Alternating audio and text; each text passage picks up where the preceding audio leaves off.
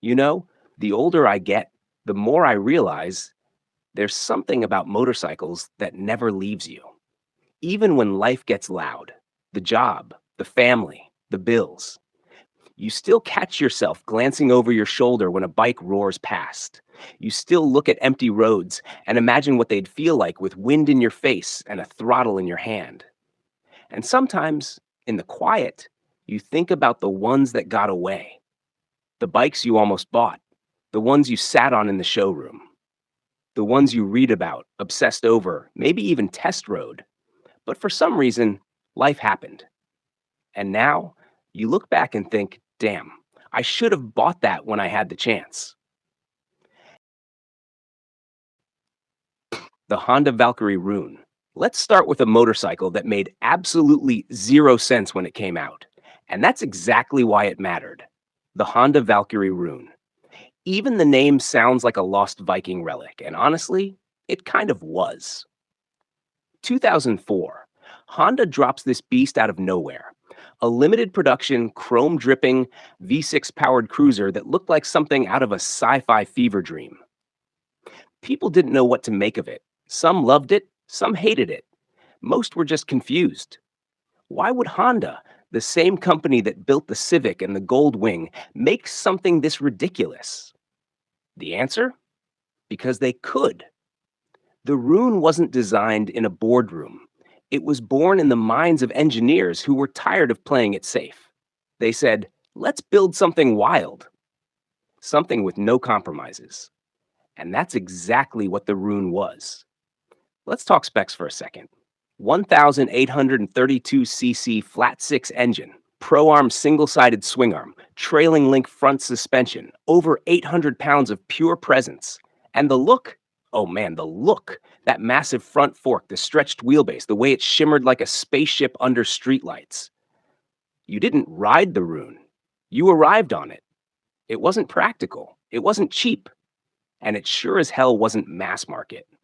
But when you threw a leg over it, you didn't think about practicality. You thought, holy hell, I'm riding this?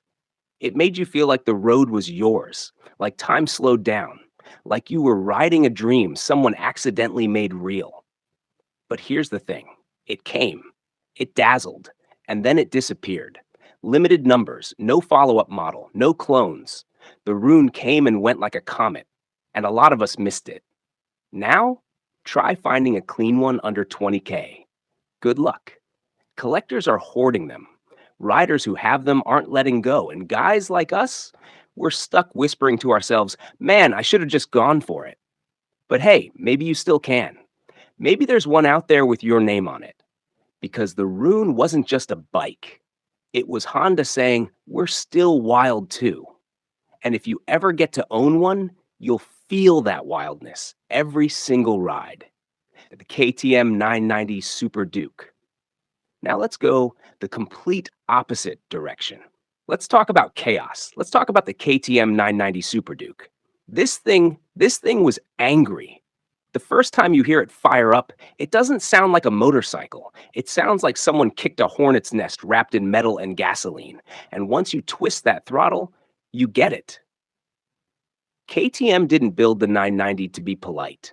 They built it to thrash, to misbehave, to remind you that riding a motorcycle doesn't always have to be about numbers, stats, or lap times. Sometimes it's just about that feeling in your gut.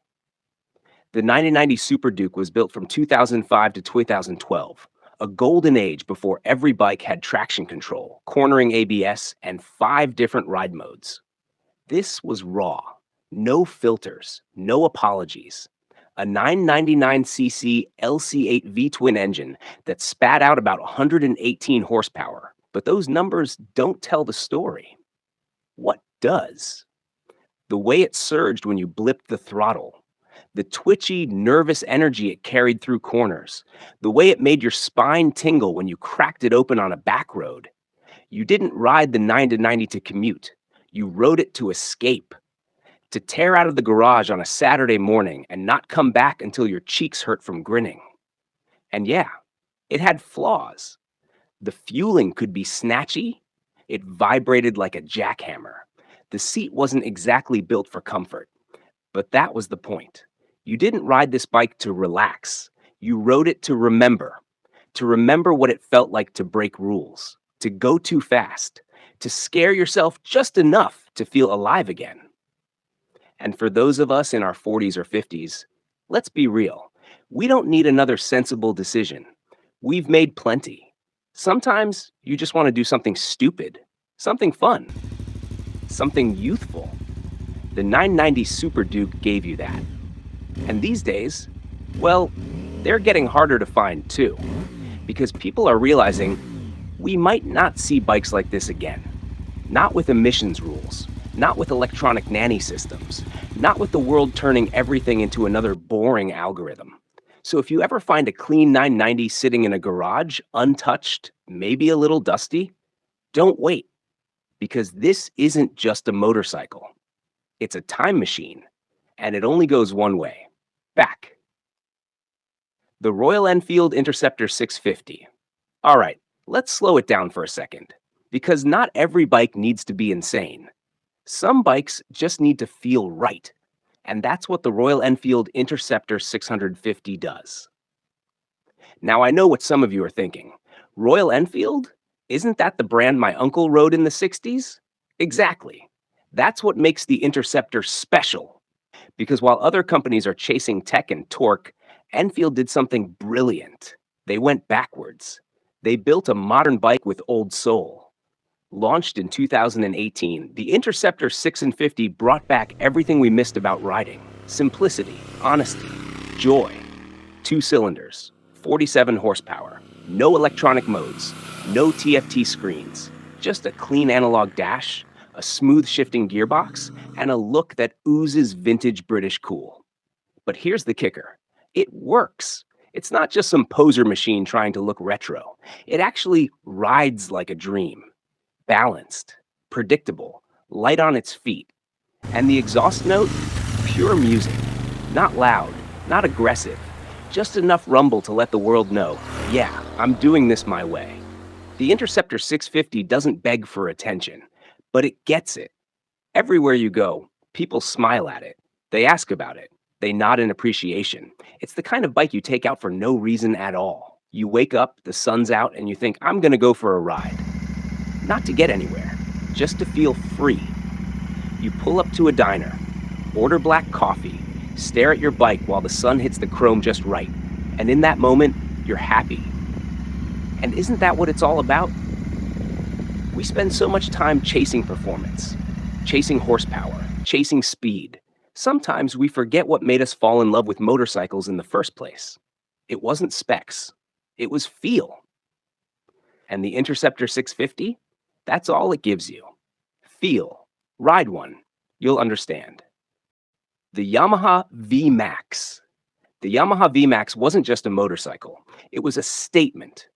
If the Rune was a chrome sculpture and the Super Duke was a firecracker, then the VMax was a punch in the chest. It came out in 1985 like a biker bar bouncer who'd had one too many energy drinks. Massive, muscular, mean. And the motor? A liquid-cooled 1,197cc V4 that absolutely did not care if you were ready. You hit the throttle on a VMax, and it didn't ask questions. It just went, and it kept going and going until your arms were sore and your brain was catching up to your body 2 miles later. But the magic of the VMax wasn't just the power. It was how stupid it was, in the best way. There were faster bikes, lighter bikes, better handling bikes, but none of them made you feel like a comic book character the way the VMax did. You could park one next to a Ferrari, and guess what people would walk toward? The damn Yamaha, because it had presence. It said, this guy doesn't care about convention. This guy remembers when bikes were built to scare you a little. And in 2009, when Yamaha brought it back with a bigger engine, now at 1,679cc, the legend got louder. But it also became rarer, because not everyone wanted a 200 horsepower muscle bike that weighed as much as a small planet. But you did. Or maybe you should have. Because the VMax isn't just a machine. It's a piece of two-wheeled folklore. A middle finger to compromise. And every time you see one now, parked in the corner of a local meet, polished, proud, you remember. You remember the first time you read about it. The first time you saw that intake scooped up like jet engines. The first time you thought, if I had one of those, I'd never come home on time again. And hey, maybe you still could. There are still a few out there, but they're getting scooped up, loved, preserved. Because bikes like this, they don't come back. And if you've ever dreamed of one, you owe it to yourself to at least feel it once. The Suzuki Bandit 1200. Now let's take a breath. Not every great bike screams at you. Some of them whisper. And the Bandit? It was that bike. The one that slipped under the radar. The one that didn't need to prove anything.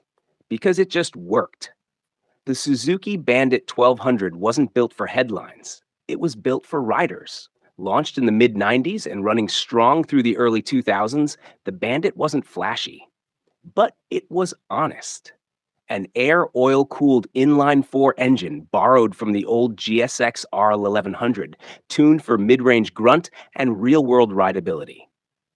Think about that for a second. Suzuki took a race bike engine, detuned it, and dropped it into a naked street bike with upright bars and a laid-back attitude.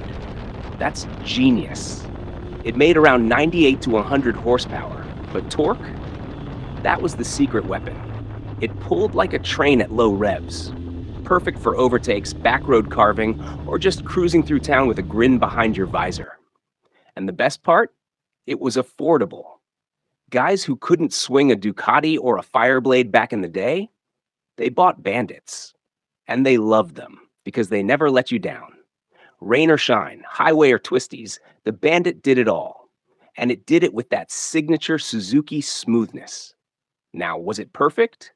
Nope. It was a little heavy. The suspension could be soft. The brakes weren't race ready. But guess what? It didn't matter because the Bandit was a bike you bonded with, the kind you wrenched on in your garage, tinkered with, modded with slip-ons, bar risers, maybe even a jet kit if you were feeling spicy. And now, they're becoming rare because most Bandits got ridden, not parked, not babied, used. And when you see a clean one today, original pipes, stock paint, maybe a few tasteful mods, you feel it. That twinge, the one that says, damn, that could have been mine. But here's the beauty of the Bandit. It never judged you. It was always there, always waiting. And if you find one now, buy it. Not because it's fast, not because it's rare, but because it reminds you of who you were. And the kind of rider you still are. The Aprilia Tuono V4. Now let's close this chapter with something a little exotic, something Italian, something unhinged, something that shouldn't make sense, but does. The Aprilia Tuono V4. If you've never heard one in person, you're missing out. Because this bike doesn't just sound good, it sounds alive. A 65-degree V4 engine that shrieks like a MotoGP bike, tuned for the street, wrapped in a naked body that looks equal parts villain and superhero. The Tuono wasn't built for subtlety. It was built to dominate, to thrill, to scare, to make your heart beat in places you forgot had rhythm. Let's talk numbers. 170 plus horsepower, advanced electronics, Brembo brakes, adjustable suspension, a chassis so sharp it feels telepathic. But those are just specs. Here's what really matters. The first time you roll onto a twisty road and crack the throttle, it sings. It doesn't growl. It doesn't bark. It sings. Like an angry opera, full of rage and beauty at the same time. And you're in the middle of it, conducting it with your right wrist and a grin you haven't worn since your 20s. The Tuono wasn't built for beginners. It demands something from you. Attention, respect, skill. But when you give it that, it gives you everything. And here's the kicker. For all its madness, the Tuono is refined. It's comfortable. It's reliable. It's even practical in a wonderfully impractical way. You can commute on it, tour on it, or just park it, sip coffee, and admire it like a piece of art. Because that's what it is. Art that moves. Art that moves you. And for the rider in his 40s or 50s, the one who's done the super sport thing, the cruiser thing, maybe even the adventure thing, the Tuono is the final form. It's the reward, the crown jewel. And if you ever get the chance to ride one, don't just do it, savor it. Because this isn't just a motorcycle, it's a reminder that no matter how old you are, there's still wildness left in you. And that's really what this whole ride's about, isn't it? Not horsepower, not specs, but feeling, the Rune, the Super Duke, the Interceptor, the VMax, the Bandit, the Tuono. They all speak to something inside us. The rebel, the dreamer, the rider. And if you're watching this, I know that part of you is still alive, so don't let it fade. Find your bike, find your road, find your fire. Because regret, it's a heavy thing to carry. But freedom, that never gets old. Stay wild and stick with Autozium. We ride for the stories. We ride for you.